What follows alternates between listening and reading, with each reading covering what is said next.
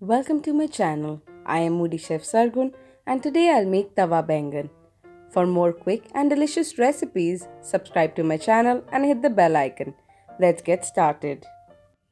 In a bowl, we'll put ginger garlic paste, turmeric, red chilli powder, coriander powder, rock salt, and lemon juice.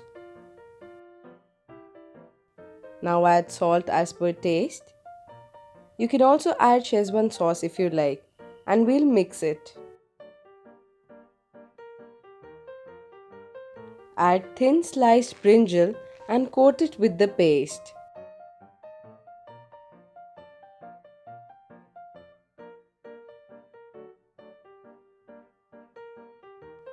Now on a non-stick pan, cook the brinjal evenly on both the sides.